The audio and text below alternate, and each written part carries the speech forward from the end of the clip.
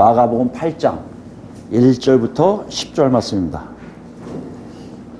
우리 같이 읽겠습니다. 그 무렵에 또 큰 무리가 있어 먹을 것이 없는지라 예수께서 제 아들을 불러 이르시되 내가 무리를 불쌍히 여기노라. 그들이 나와 함께 있은지 이미 사흘이 지났으나 먹을 것이 없도다. 만일 내가 그들을 굶겨 집으로 보내면 길에서 기진하리라. 그 중에는 멀리서 온 사람들도 있느니라. 제 아들이 대답하되 이 광야 어디서로도 이 사람들로 배부르게 할 수 있으리까? 예수께서 물으시되 너에게 떡 몇 개나 있느냐?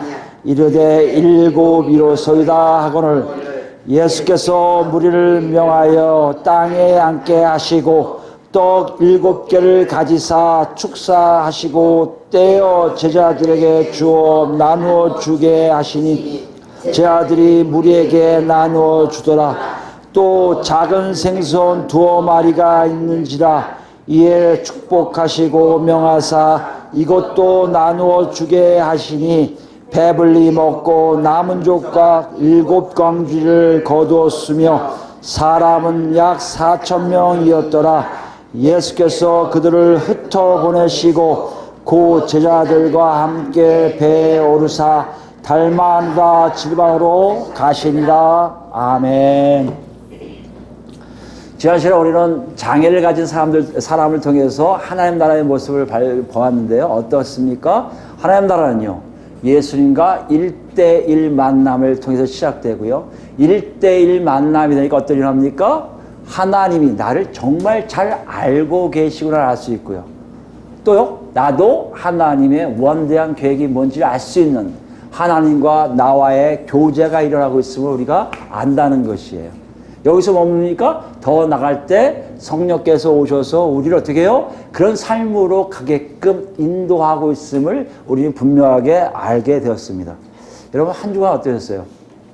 정말 예수 안에 예수님과 1대1 대화의 교제를 통해서 하나님과 내가 서로 교제하고 교통하고 있음을 여러분 체험하셨습니까? 여러분 삶 속에 내 의지가 아니라 하나님의 이끄심을 가지고, 아니 하루 종일이 아니라 하루에 한 번 정도라도 성령의 이끄신 대로 내가 살아서 내가 하나님 나라가 무엇인지를 체험한 적이 있습니까? 여러분, 사실요, 예수 믿는다는 것은 실제고요. 예수 믿는다는 것은 내 삶 속에서 어떤 일들이 실제로 일어나고 있음을 보여준다는 것이에요. 여러분, 계속 마가복음에서 우리에게 얘기하는 그거예요. 우리 삶이 정말 그렇게 가고 있는지 확인하는 거예요. 마가는 오늘 또 우리에게 얘기하는 것 같아요. 그죠? 마가는 우리에게 예수님을 통해서 하나님의 세밀한 역사가 있음을 발견한 사람들은 자신들이 어디에 있는 거 안다? 하나님 나라 안에 있음을 알게 된다는 거예요. 예수님과의 관계를 통해서 하나님의 세밀한 역사를 여러분 체험을 많이 하시기 바랍니다. 그것이 바로 우리가 하나님 나라 백성인 것을 알게 되는 증거이니까요. 그런 사람들 특징이 뭡니까? 알겠지만 오직 하나님 나라에 대한 소망이 가득 차는 거예요. 오늘 돌아갑니다. 오늘 보시면 많이 본 건데 하는 분들이 많이 있을 거예요. 그죠? 많이 본 정도가 아니라 거의 같아요. 여러분 6장에서 보면 뭐요? 5,000명을 먹이신 사건과 거의 같아요. 먹을 것이 부족하고요. 예수님이 니들 고도 책임져 너희들에게 가진 게 뭐냐 물어보고요. 그들이 가지고 있는 떡과 생선을 가지고 더 많은 사람들을 먹이신 장면들, 적은 술을 가지고 많은 사람을 먹인 것이 똑같고요. 그리고 그들을 흩어보내시고 제 아들과 다른 곳을 떠나는 것까지 다 똑같아요. 이게 똑같은 걸 보면 여러분 생각이 그럴 겁니다. 아마 자주 읽으신 분도 있겠지만 처음 읽으실 때 아마 느낌이 올 거예요. 똑같은 내용이 있네? 앞에 있는 거하고 똑같지? 하면서 생각하기를 6장에 있는 내용이 중요하니까 다시 한번 반복을 하셨나 보다 하고 생각할 수도 있을 거예요. 그렇게 생각하면 6장에 있는 내용을 여러분 기억하십니까? 6장에 어떤 일이 났어요? 하나님 나라의 모습을 보여주셨는데 어떤 모습입니까? 하나님 나라에 들어온 사람들은요, 자기보다 남이 보이기 시작하고 그러죠. 남이 보이면 남이 부족한 거 있으면 자기 걸 가지고 나눠줄 수 있는 사람들이고요. 이것이 내 힘으로 된다? 아니에요. 내 힘으로 하면 도저히 안 되니까. 누구 따라야 한다고요? 예수님의 지시에 따라서 하나 둘 하다 보면 그렇게 살 수가 있다는 것이에요. 아, 그러면 오늘도 그거를 얘기하시나 보다 하고 또 지나갈 수가 있을 것 같아요. 그러다 보면 조금 부족하고 약간 잘못 이해한 것 같아 하는 생각도 들 거예요. 물론 그것도 있을 거예요. 그죠? 같은 사건, 비슷한 사건, 같은 사건 아니라 다른 사건은 어떤 학자들이 많이 싸우니까 어쨌든 간에 다른 사건이든 두 가지를 기록할 때 마가의 의도는 분명히 있었을 것이라는 것이에요. 또 6장 사건을 8장에 기록하는 저자는 그렇게 많지가 않은 정도가 거의 없을 거 아니에요. 아니 6장에 기록한 내용을 그대로 뭐 숫자 좀 바꿔서 쓴다? 이거는 있을 수 없는 거 아니에요. 그 의도성이 분명히 있음을 알 때 6장에서 주신 교훈 말고도 또 다른 교훈이 있나 보다 하는 것을 우리가 알 수가 있다는 것이에요. 이렇게 생각하면 좀 더 오늘 읽은 본문의 내용과 6장에 있는 5,000명을 먹이신 사건과를 잘 비교해 볼 필요가 있고요.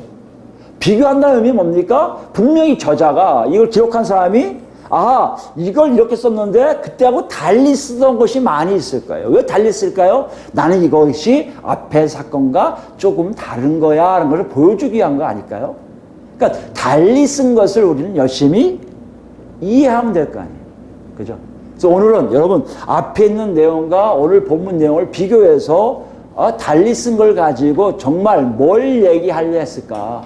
예수님은 제자들에게, 그러면 예수님이 제자들에게 얘기한 거를 마가에게 얘기했을 거 아니에요, 제자들이? 그럼 마가는 그것을 어떻게 독자들에게 무엇을 증거하려 했을까를 우리가 잘 살펴보면 된다는 것이에요. 그 관점이에요. 6장 내용과 오늘 본문 내용을 잘 비교해서 6장에서와 다른 것을 하나 둘 분석해 보면 마가의 의도를 알 수 있다는 것이죠. 그런 의미 1절 보시면요. 그 무렵에라고 됐어요. 그 무렵에 뭐 다음 날도 아니고 그날에도 아니고 그 무렵에, 그 무렵이란 단어는 우리 생각하면 좀 길게 한 달 정도 되는 기간 같은데 원래 헬라어 성경에 문자로 하면 그 날들의 들 안에서 그래요. 그 날들 며칠간의 문제예요. 며칠 안에 무슨 일이 있었음을 얘기하고 있다는 거예요. 그러니까 지시하고 있어요. 뭘 지시할까요? 앞에 있는 사건들이 일어나고 있을 즈음의 뜻이에요. 앞에 어떤 사건이 일어났습니까? 여러분 잘 아시지만 지난 시간에 했던 청각과 언어 장애를 갖고 있는 사람의 고침받는 사건이 났고요.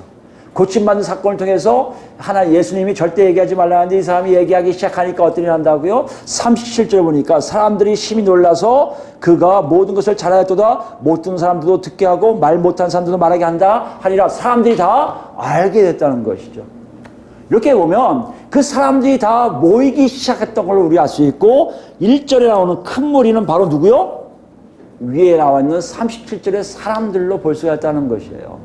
마가는 우리에게 힌트를 주고 있음을 알 수 있다는 거죠. 어떤 힌트예요? 이 사건은 지금 어디에서 진행되고 있었다?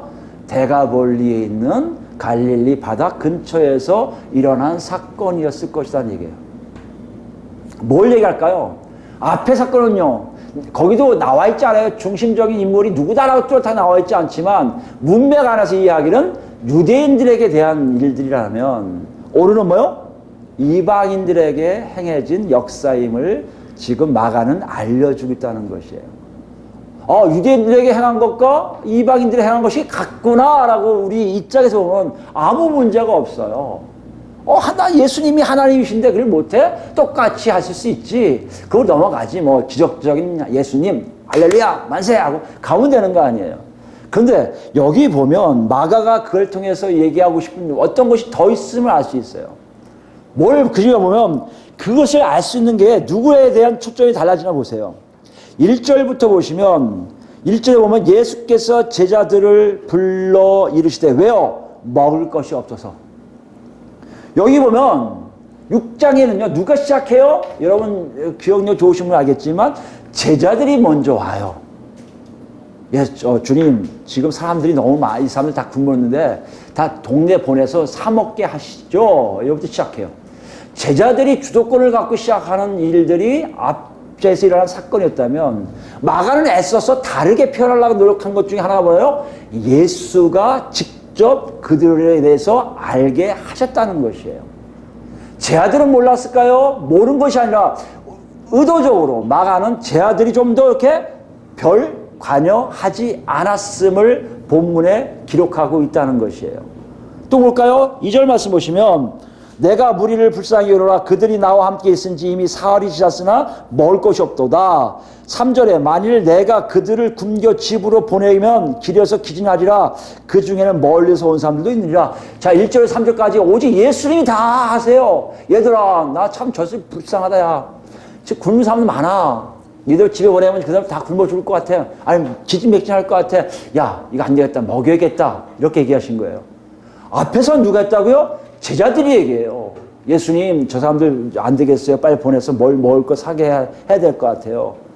그때 반응이 뭐예요? 예수님이요? 물어봤어요. 제자들이 4절에 뭐라고 했어요? 제자들에 대해서 중점을 얘기 안 하고 예수님께 얘기한 이유에 대해서 얘기하고 있는데 제자들이 대답하되 이 광야 어디서 떡을 얻어 이 사람들로 배부르게 할 수 있으리까? 제자들의 답변 딱 한 가지예요. 이걸 어떻게 먹여 살려요? 이 많은 사람들을? 여기 보시면 이 광야 어디서 떡을 얻어 이 사람들로 배부르게 할 수 있으니까 여기 보면 여러 가지 있지만요. 저는 관심 없어요 뜻이에요. 이 광야에서 떡을 어디서 구해요? 몰라요 저. 또 뭐요? 가서 뭐 할 돈도 없어요. 돈 쓸 생각도 없어요. 또 뭐가 있습니까? 제가 왜 거기에 관여해야 돼요? 제가 왜 책임져야 돼요? 저 책임 안 져요. 이게 많다는 것이에요. 왜요? 앞에 6장에서 뭐요? 어떻게 하면 200대라는 떡을 구할 수 있을까? 뭐 이런 식으로 구체적인 뭔가를 갖고 있었는데 여기 나온 제자들 그런 게 하나도 없어요. 그냥 무관심 같은 내용들. 얼마큼 무관심하냐면 그 다음에 5절 말씀에 떡이 몇 개냐 물어보신 다음에 6절 보세요. 예수님의 행동이 6장과 또 달라요. 예수께서 무리를 명하여 땅에 앉게 하시고 무리를 직접 명하세요. 6장에서는요. 5천 명 올 때는요. 누구한테 명해요? 제자들에게 명하세요. 제자들로 하여금 무리를 나누게 하라고 하시는데 제자들 얼굴 딱 보니까 아무것도 안 할 것 같거든요. 그건 제 추측이에요. 그러나 그게 맞는 것 같아요. 전혀 이들은 아무것도 하고 싶지 않은 것 같은 느낌이 들어요. 그러니까 예수님이 직접 무리들을 향해서 야 니들 앉아. 그 다음에 떡을 축사하사 주니까 할 수 없지. 그때 제자들이 나르는 장면들이 나오고 있다는 것이에요. 여기 보면 왜 제자들을 이랬을까요? 마가는 왜 제자들을 이렇게 기록하고 있을까요? 적극성이 하나도 없는 것은 뭐 마찬가지겠지만 그때보다 더 관여하고 싶지가 않은 거예요. 왜 관여하고 싶지가 않고 왜 이렇게 멀리 떨어져서 마냥 예수님의 제자답지 않게 살았을까요? 우리는 생각해 볼 필요가 있다는 거예요. 우리 입장에서는 절대 이해를 못할 수 있어요. 그러나 그 당시에 유대인을 생각하면 어느 정도 이해가 간다는 것이에요. 그 당시 유대인들은 어떤 생각을 했을까요? 지금 예수님 쫓아서 이방인 지역에 오는 것도 이들에게 뭐요? 부정한 짓일 수 있어요. 그들의 제의적 부정의 정결성에 의해서 이들은 하나님 자녀답지 못하고 하나님 백성으로서 살지 못하고 있음을 스스로 고백하는 걸 마찬가지인데요. 2절 보시니까 그들하고 며칠 같이 있었다고요? 사흘간. 그들하고 같이 지냈던 거예요. 그 자체가 이들에게 이해가 안 가는 겁니다. 아니 예수님 어떻게 사흘간 같이 계세요? 분명히 말씀하셨잖아요. 수로보니 여인한테 야 우리 백성들에게 먹일 거 너희들에게 먹일 거 없어 하고 매정하게 하신 분이잖아요. 이것까지 아마 생각했을 겁니다. 아니 그랬던 분이 왜 사흘 동안 같이 있는 것도 모자라서 그들에게 먹을 것까지 걱정을 하십니까? 여러분 이것이 우리가 생각할 때는 매정한 것처럼 들릴 수 있어요. 어떻게 저럴 수 있을까? 그러나 그들의 입장에 보면요 이건 당연한 거예요. 이방인들은요 그들에겐요 적이에요. 아니 하나님 나라 백성이 아닌 정말 멀리해야 될 존재라는 것이에요. 여러분 이것이 그들에게 없었을까요? 있었어요. 얼마큼 오랜 세월 동안요 모세로부터 지금 이 순간까지 계속 있었던 것을 우리가 알 수 있습니다. 먼저 모세가 볼 때 볼까요? 신명기 볼까요? 신명기 7장 1절부터 볼까요? 내 하나님 여호와께서 너를 인도하사 내가 가서 차지할 땅으로 들이시고 내 앞에서 여러 민족 헷 족속 기리가스 족속 아모리 족속 가나안 족속 브리스 족속 히위 족속과 여부스 족속 곧 너보다 많고 힘이 센 7 족속을 쫓아내실 때에 내 하나님 여호와께서 그들을 내게 넘겨 내게 치게 하시리니 그때 너는 그들을 뭐하나? 진멸할 것이라. 죽일 존재들이에요. 그들과 어떤 언약도 하지 말 것이요 그들을 불쌍히 여기도 말 것이며. 불쌍히 여기서 말아야 돼요. 근데 지금 예수님이 뭐라 하셨어요? 그들이 불쌍한 거예요. 아니 예수님 메시아이시잖아요. 메시아면 그런 거 안 되시잖아요. 이민족들, 이방인들 다 죽여야 되시는 분이 아니에요? 승리를 하기 위한 장군 같은 왕 같은 분 아니세요? 다윗 같은 분 아니세요? 이렇게 생각했을 거 아니에요. 근데 불쌍히 여긴다고요? 오히려 진멸할 존재들을 불쌍히 여기지 하지 말라고 그러는데? 그걸 생각했을 거예요. 3절입니다. 또 그들과 혼인하지도 말지니 내 딸을 그들의 아들에게 주지 말 것이요 그들의 딸도 내 며느리로 삼지 말 것은 그가 내 아들을 유혹하여 그가 여호와를 떠나고 다른 신들을 섬기게 함으로 여호와께서 너에게 진노하사 갑자기 너희를 멸하실 것입니다. 오직 너희가 그들에게 행할 것은 이러하니 그들의 제단을 헐며 주상을 깨트리며 아세라 목사 찍으며 조각한 우상들을 불사를 것이니라. 이렇게 보면 굉장히 안 좋은 것만 하게끔 명령하신 것 같아요. 그들하고 상대하지 말 정도가 아니라 그들이 믿는 모든 종교의 신들을 다 박살내는 게 너희 일인데 그들하고 접촉하고 3일간 같이 있고 그것도 모자라서 이제 불쌍히 여겨서 먹을 것을 챙겨준다? 그게 정말 유대인의 왕이요 이방인의 왕이라는 이 제자들의 의심이 들 수밖에 없는 상황이었던 거예요. 아이 목사님 이거 초창기잖아요. 아니 그 당시 비슷한 시기로 가봅시다. 스가랴를 또 한번 볼까? 스가랴서는 유대인들이 바벨론 포로 갔다 온 후에 쓴 이 내용이에요. 거의 유사한 거예요. 좀 있으면 이제 중간기를 거쳐요. 400년 중간기를 거친 후에 이제 비로소 뭘 받아요? 예수님이 오시는 그 시기가 우리 마가복음 내용이에요. 그러니까 거의 유사한 거죠. 스가랴서 12장 보시면 스가랴서 12장 1절입니다. 이스라엘에 관한 여호와의 경고의 말씀이라. 여호와 곧 하늘을 펴시며 땅에 터를 세우시며 사람 안에 심령을 지으시니 이르시되 보라 내가 예루살렘으로 그 사면 모든 민족이 취하게 하는 잔이 되게 할 것이라. 예루살렘이 에워싸일 때에 유다에까지 이르리라. 무슨 말씀이에요? 모든 민족을 다 예루살렘 공격하게 하시겠다는 거예요. 그날에 내가 예루살렘을 모든 민족에게 무거운 돌이 되게 하리니 그것을 드는 모든 자는 크게 상할 것이라. 천하만국이 그것을 치려고 모이라. 막 모이는 거예요. 여호와가 말하노라. 스가랴서입니다. 스가랴서 12장 4절입니다. 여호와가 말하노라. 그날에 내가 모든 말을 쳐서 놀라게 하며 그 탄자들을 쳐서 미치게 하되 유다 족속은 내가 돌보고 모든 민족의 말을 쳐서 눈이 멀게 하리니 유다의 우두머리들이 마음속에 이르기를 예루살렘 주민이 그들의 하나님 만군의 여호와로 말미암아 힘을 얻었다 할지라. 그날에 내가 유다 지도자들을 나무 가운데서 화로 같게 하며 곡식단 사이에 횃불 같게 하리니 그들이 그 자위에 에워싼 모든 민족들을 어떻게 해요? 불사를 것이요 라고 했어요. 예루살렘에 살게 한다는 것이에요. 예루살렘을 살게 한다는 유대인들만 살고 나머지 다 죽이게 하시는 작업들이 일어날 것이라는 것을 종말론적으로 예언하셨거든요.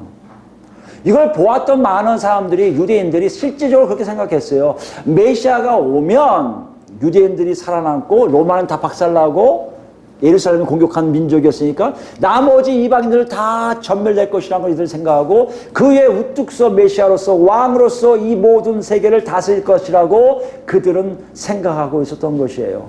근데 예수님이 오셔서 이방인들 고치는 것까지는 이해해요.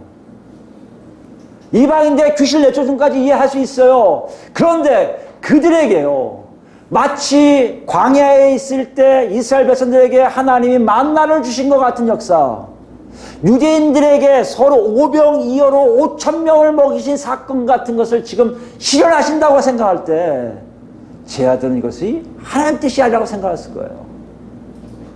지금 잘못하고 생각했을 거예요. 아, 지금 예수님이 잘못하고 있네. 이것이 지금 본문의 배경의 모습이에요. 사건이 같은 것 같지만 같지 않아요. 유대인을 먹일 때는 제 아들이 이해하기 쉬웠어요. 유대인들을 먹였으니까 개틈이니까 졌겠지. 근데 이방인 앞에서는 이들은 이해할 수가 없는 거예요. 왜 메시아라고 하신 분이, 복음을 증거하신 분이 왜 이 일을 하실까? 그들은 이해할 수가 없었을 거예요. 그때 예수님이 직접 하시는 거예요. 내가 보니 불쌍하다. 먹을 것을 줘야겠다. 너희들 가진 게 몇 개 있니? 다 앉으시오. 그리고 축사하시고 떡을 떼서 그들에게 나눠줘 다 먹게 한 다음에 뭐요? 7광주리가 넘쳐나게끔 하는데 그 먹은 사람이 4,000명 정도가 됐다고 얘기했어요. 똑같은 일을 예수님의 주도하에 본격적으로 시작한 거예요. 이것을 제자들 보고 그랬었구나 알았습니까? 이 당시는 아마 몰랐을 거예요. 왜 마가가 이것을 여기에 또 한 번 기록하고 있을까? 그것도 이방인들의 구원에 대해서 얘기하실 때 수로보니게 여인의 딸을 귀신 쫓아내는 것과 청각 어느 장애인이 했던 사람 이방인을 고치신 장면 바로 뒤에 놓은 이유가 무엇입니까? 예수님의 제자들이 이 사건 가지고 제대로 이해하지 못하고 있는 것을 누구에게 지금 얘기하는 거예요? 독자들아 너희들은 이해하냐고 물어보고 있는 거예요. 여러분 이해하고 계십니까? 뭘 얘기하고 싶으신 거예요, 예수님요? 예수님이 나중에 그랬잖아요. 니들이 나중에 보면 다 이해할 거다. 나중에 보면 다 이해할 거다. 제자들이 이거 갖고 이해를 해요. 지금은 이해 못합니다. 본문에 나와 있는 그 사건은 절대 이해 못해요. 이게 왜 이렇게야? 오히려 유대인들을 살리셔야지 왜 이방인들을 살리셔? 아니 좋아. 순서가 있잖아요. 유대인 다 살리신 후에 거기에 몇 명의 이방인만 살리시면 되는데 아니 유대인도 다 안 살리셨는데 어떻게 이방인들 동시에 살리세요? 이걸 이해하지 못했던 거예요. 언제 이해합니까? 성령이 오신 후에 성령의 인도하심으로 이해가 되는데 사도행전 15장 10장부터 가볼까요? 사도행전 10장입니다. 누구예요? 이탈리아 군대 백부장 고넬료 가정에 대한 구원이죠. 여러분 10장 쭉 읽으시면 알겠지만 이방인을 구원하러 누가 역사하시냐면요. 성령님이 주도하세요. 베드로가 갈 생각이 있었던 요만큼도 없어요. 요만큼도 정말. 아예 안 가죠. 왜 갑니까? 근데 성령이 나타나셔서 가라고 하세요. 먹이를 보여주시면서 부정한 음식을 보면서 저 부정한 거 안 먹었는데요 하니까 뭐요? 내가 부정하지 않는데 네가 왜 부정하다 그러냐까지 얘기하시면서 그리고 뭐라고 하세요? 가라는 대로 가라. 염려하지 말고 가라. 갔더니 누구네 집이에요?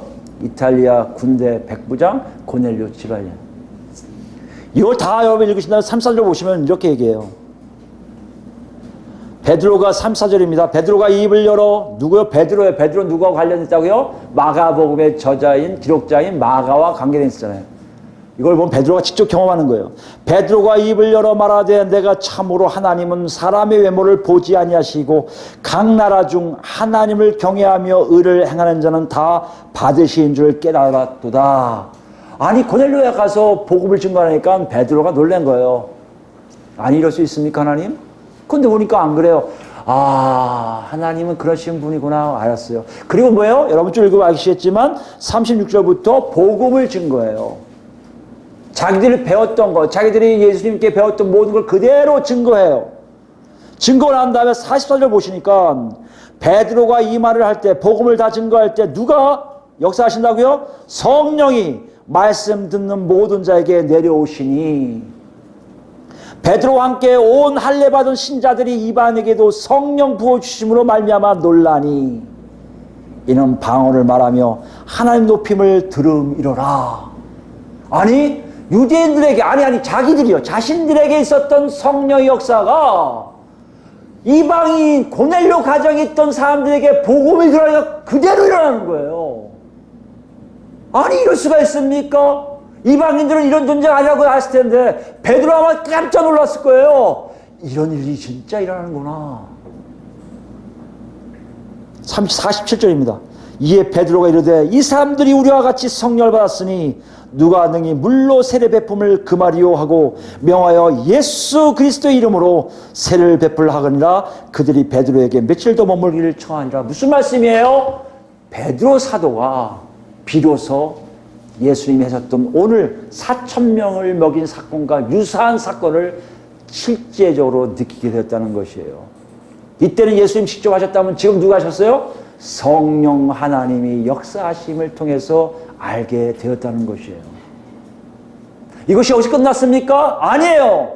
이때에도 많은 사람들이 갈등이 많았어요. 유대인 크리스찬들, 유대인이면서 예수 믿는 사람들 중에 아직도 예수님의 이 사건, 4,000명의 이 사건을 이해하지 못하고 살았던 거예요. 그래서 문제가 심각하게 일어난 것 중 하나가 바로 할례를 행하느냐 마냐의 문제예요. 누구에게요? 이방인들에게. 이방인도 똑같이 할례를 행해야 그들이 유대인이 돼서 하나님 나라 백성이 될 수 있다고 그들은 가르치기 시작한 거예요. 주장하기 시작한 거예요. 이 문제 때문에 바울 사도가 헷갈리기 시작합니다. 아니 이건 정리해야 돼. 내가 배우기에는 할례 받을 필요가 없는데 저 사람들은 왜 할례 받으러 할까? 안 되겠다 싶어서 쑥 자기 일행들하고 온 데가 어디예요? 예루살렘으로 와요. 예루살렘 와서 그 지역에 있는 사도들과 그 지도자들 모여서 회의를 하기 시작한 게 바로 여러분 아시는 예루살렘 공회라고 합니다. 그게 어디 있습니까? 15장이에요.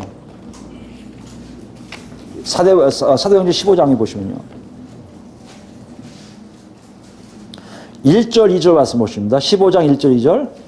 어떤 사람들이 유대로부터 내려와서 형제들을 가르치되 너희가 모세의 법대로 할례를 받지 아니하면 능히 구원을 받지 못하리라 하니. 누가 왔다고요? 예루살렘에서 온 유대로부터 온 누구의 형제라 그러니까 예수 믿는 그리스도인들이에요. 그러니까 유대인 그리스도인들이 이방인 그리스도인들에게 와서 할례 받지 아니하면 어떤 일 한다? 예수 믿는 거 아니야. 예수 믿어도 구원이 없어. 이렇게 된 거예요. 이때 이제 보면 바울과 바나바와 그들 사이에 적지 아니한 다툼과 변론이라는지라 형제들이 이 문제에 대하여 바울과 바나바 및 그 중에 몇 사람은 예루살렘에 있는 사도와 장로들에게 보내기로 작정하니라. 알고 싶은 거예요. 아니 바나바와 바울은 야 무슨 얘기하는 거야? 끝났는데 성령께서 그렇게 얘기 안 하셨는데 왜 얘기를 해? 아니야 진짜 해야 돼. 네가 저 예루살렘이 가까워 내가 예루살렘 가까워 이렇게 된 거예요.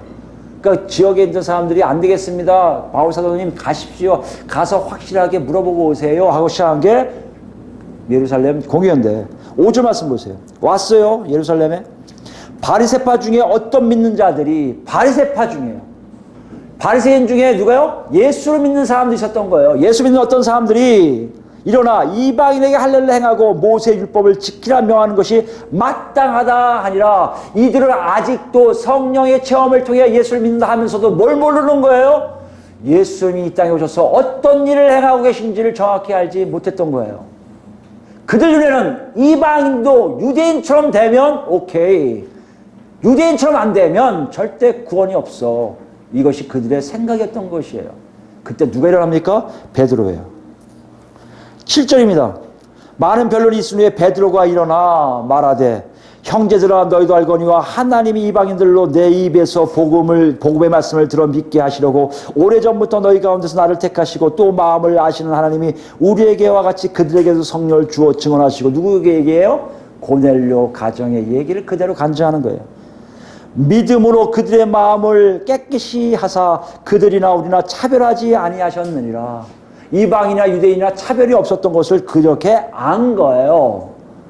그런데 지금 너희가 어찌하여 하나님을 시험하여 우리 조상과 우리도 능히 매지 못하던 멍에를 제자들의 목에 두려느냐. 그러나 우리는 그들이 우리와 동일하게 주 예수의 은혜로 구원받은 줄을 믿노라 하니라.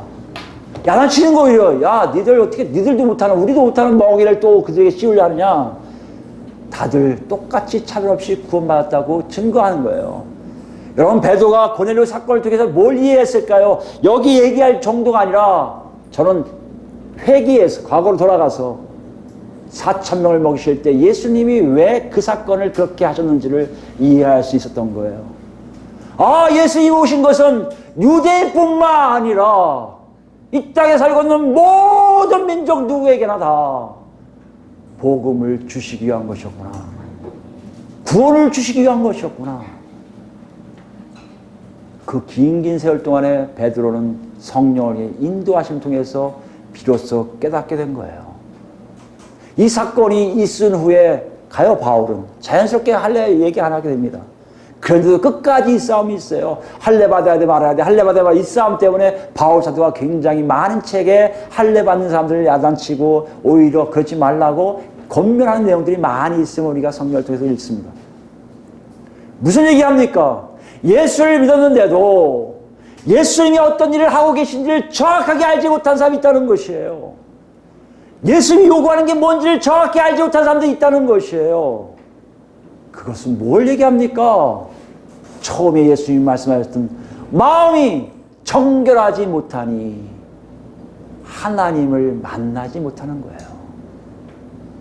베드로 올려서 얘기하잖아요. 9절에 믿음으로 그들의 마음을 깨끗이 하사.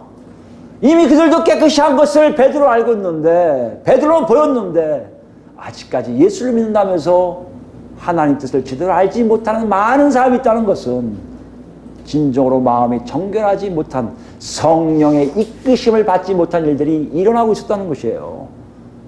그건 이제 우리에게 문제예요. 지금요. 마가는 우리에게 질문해요. 독자인 이방인 크리스천들에게 너희는 어떻게 생각하니? 정말 너희는 그렇게 생각하고 있냐? 이렇게 생각하고 있냐? 무슨 말씀이에요? 누구나 다 구원받는다고 생각하고 계십니까? 하실 거예요, 분명히. 우리는 그렇게 배웠어요. 그죠? 예수 그리스도 믿으면 다 구원받을 수 있어. 우리는 전도합니다. 정말 한번 내면화하고 보세요. 정말 그렇습니까?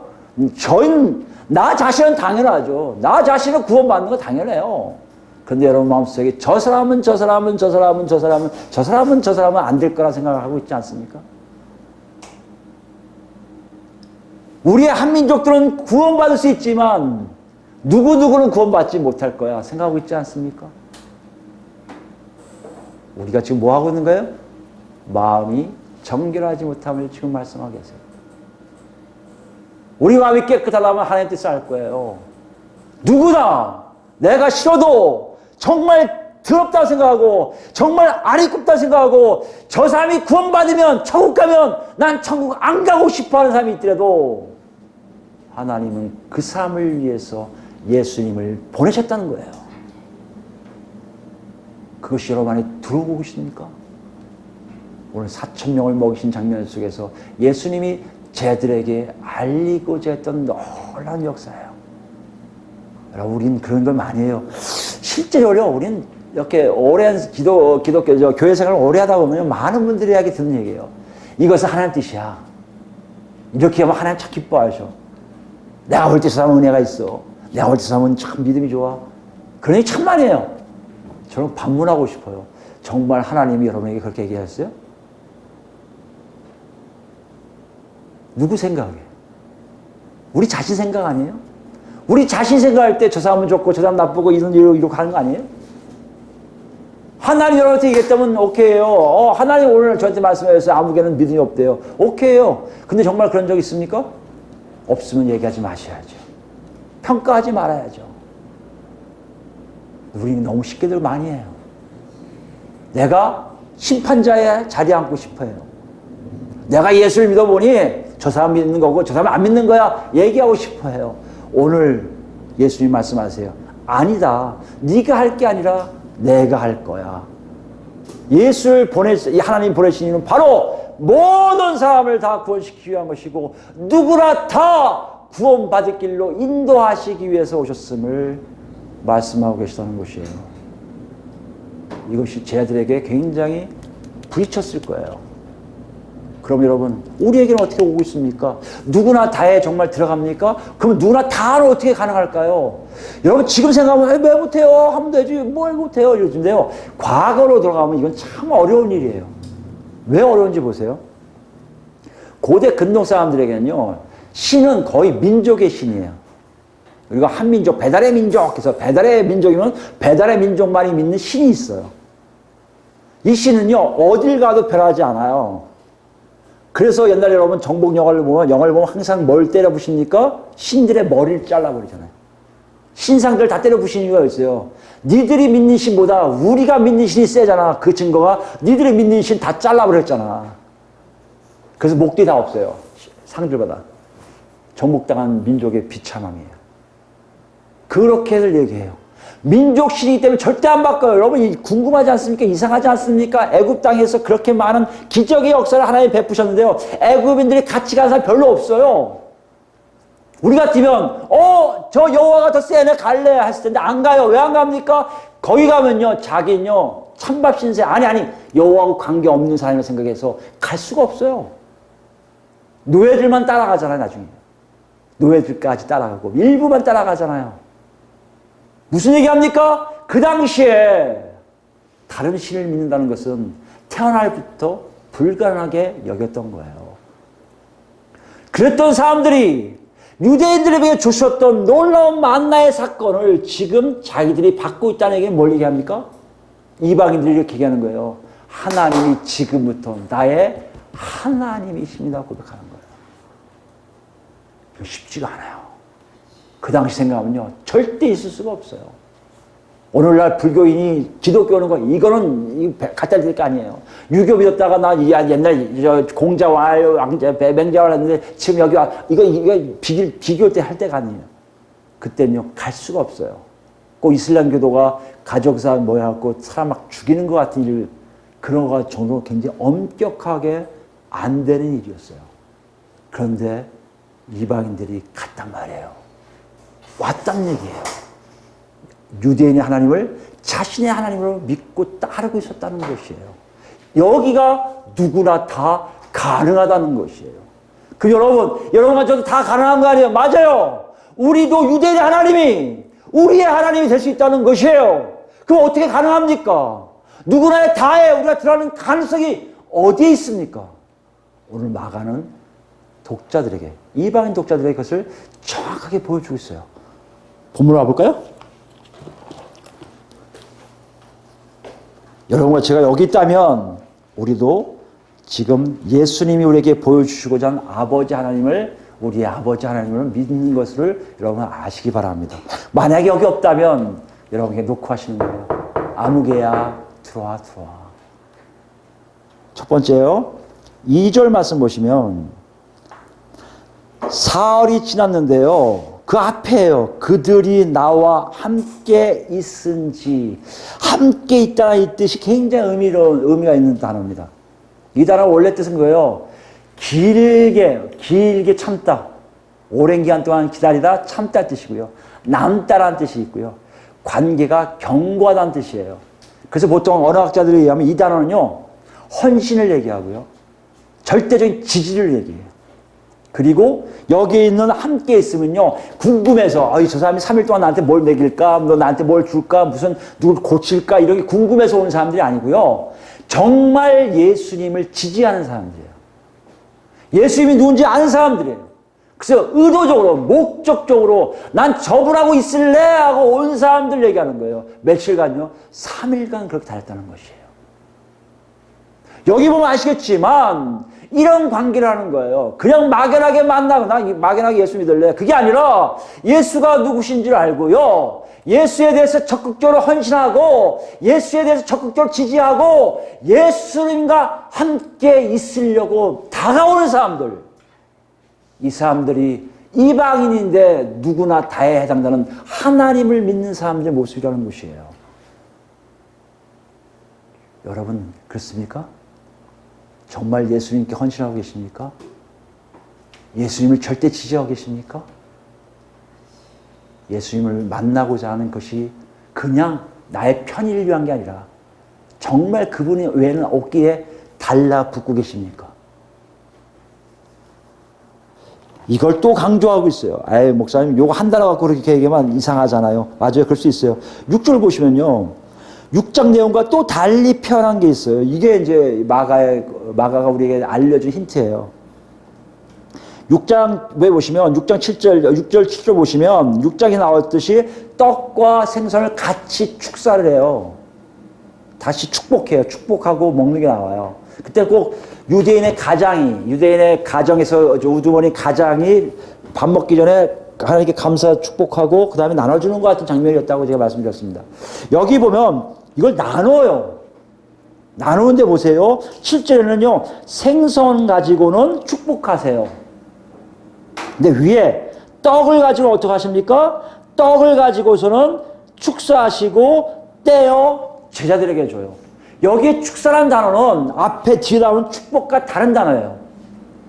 6장에서 축복을 한 단어로 다 썼다면 여기 6장에서 여기 5장에 나온 4,000명을 먹은 사건에서는요, 6절에서는요, 이 축사라는 단어가 다른 단어예요.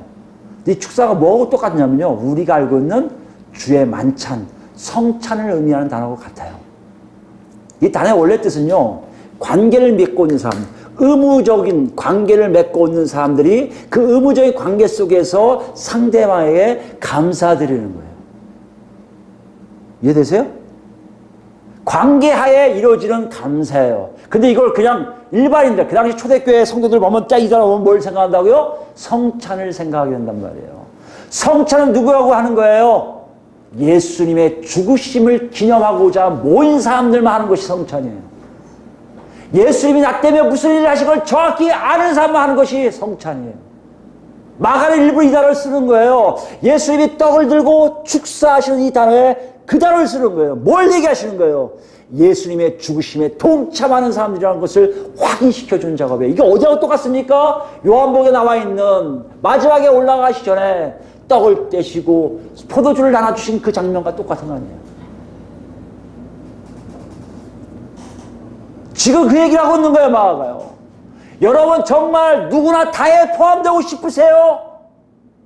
예수님하고 어떤 관계인지 보세요. 헌신하고 계십니까? 지지하십니까? 의도적으로 달라붙고 계십니까? 더 나아갈까요?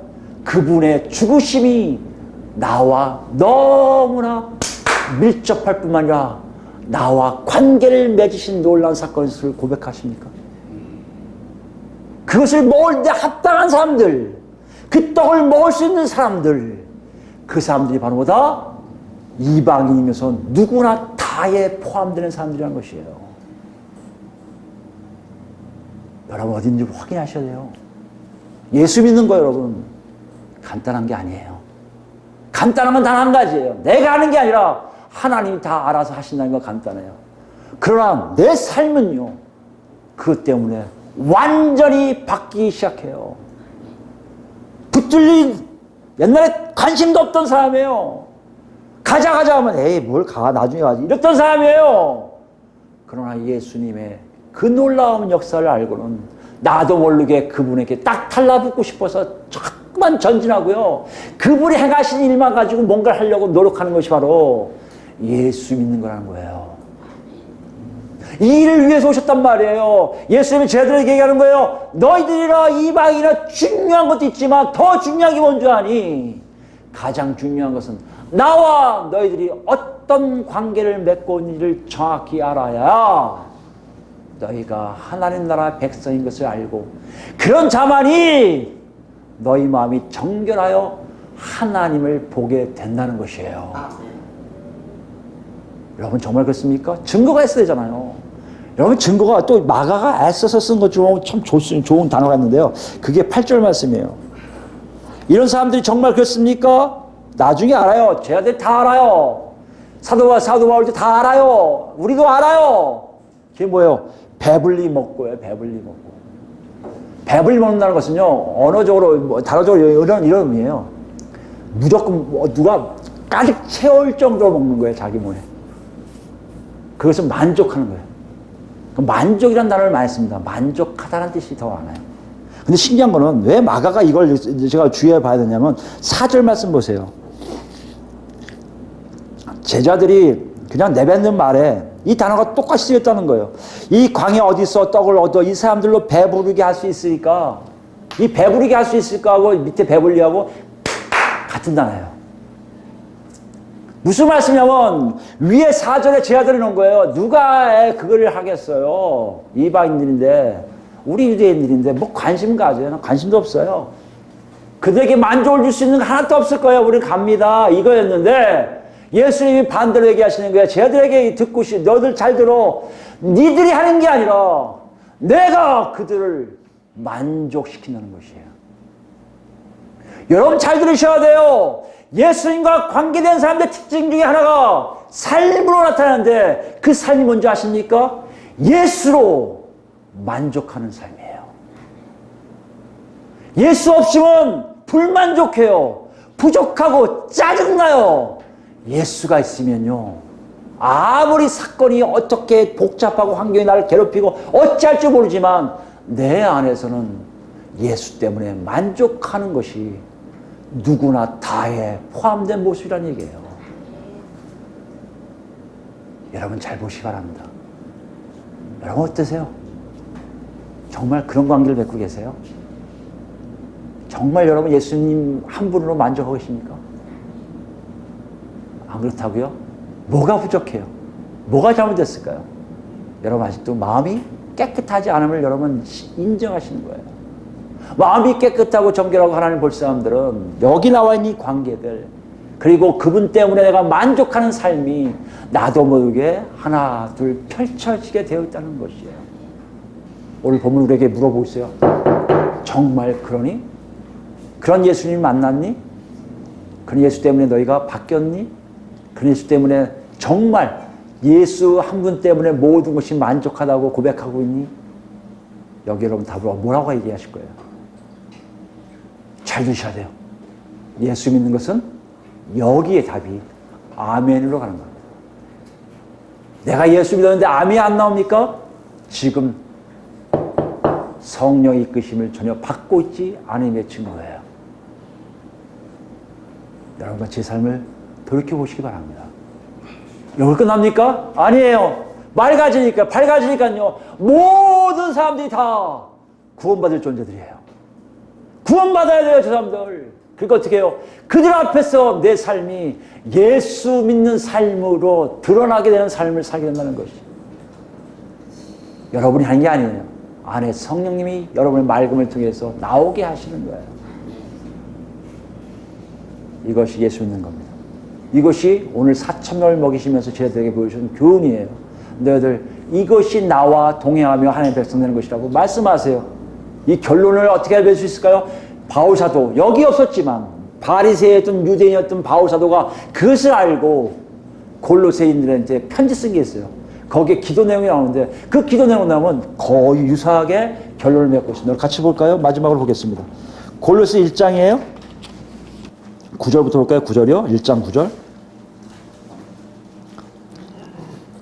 이로써 우리도 듣던 날부터 너희를 위하여 기도하기를 그치지 아니하고 구하노니 너희로 하여금 모든 신령한 지혜와 총명의 하나님 뜻을 아는 것으로 채우게 하시고 모든 신령한 영적인 지혜와 영적인 총명의 그릇을 얘기해.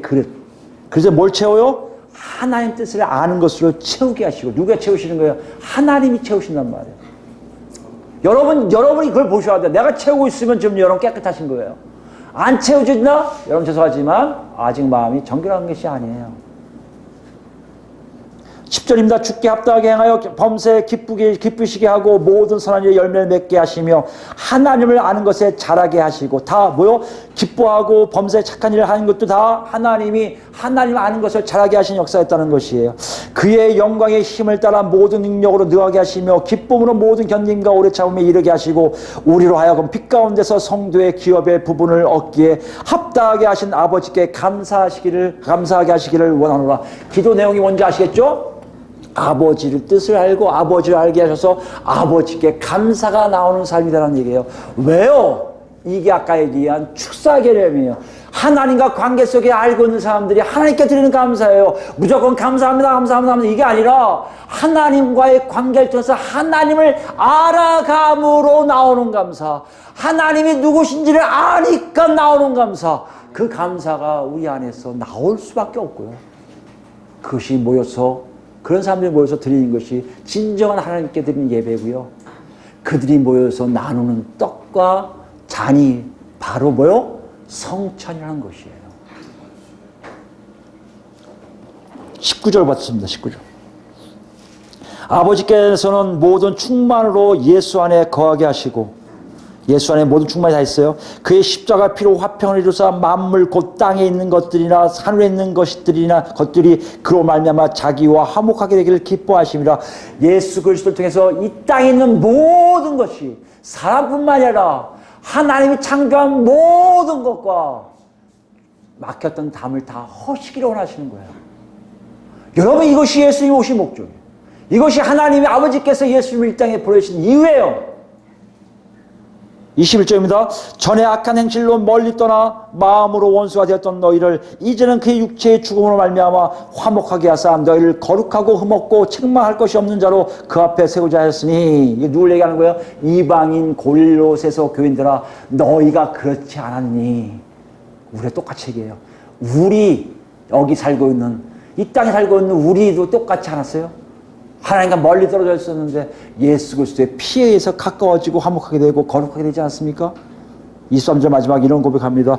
만일 너희가 믿음에 거하고 터 위에 굳게 서서 너희 들은 바 복음의 소망에서 흔들리지 아니하면 그리하리라. 이 복음은 천하 만민에게 전파된 바요 나 바울은 이 복음의 일꾼이 되었노라. 천하 만민에게 전파된 복음이라는 얘기예요.